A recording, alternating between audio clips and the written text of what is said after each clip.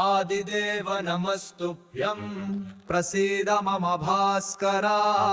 दिवाकर नमस्तुभ्यं प्रभाकर नमोऽस्तु ते सप्ताश्वरधमारूजं प्रचण्डं कश्यपात्मजं श्वेतपद्मधरं देवं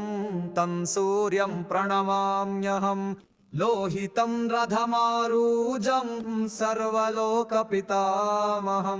महापापहरं देवं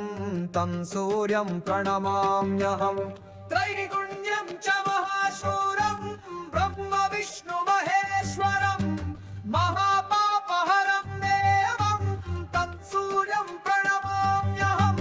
बृंहितं तेजसा पुञ्ज वायुमाकाशमेव च प्रपञ्च सर्वलोकानां तं सूर्यं प्रणमाम्यहम् बन्धूकपुष्पसङ्काशं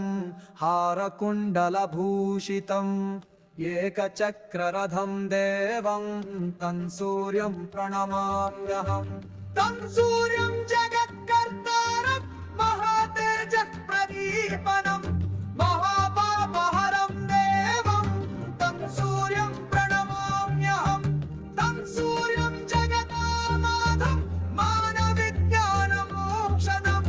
महापापहरं देवं तं सूर्यं प्रणमाम्यहम् सूर्याष्टकं पठेन्नित्यं ग्रहपीडा प्रणाशदम् अपुत्रो लभते पुत्रं दरिद्रो धनवान् भवेतु सूर्याष्टकं पठेन्नित्यं ग्रहपीडा प्रणाशनम्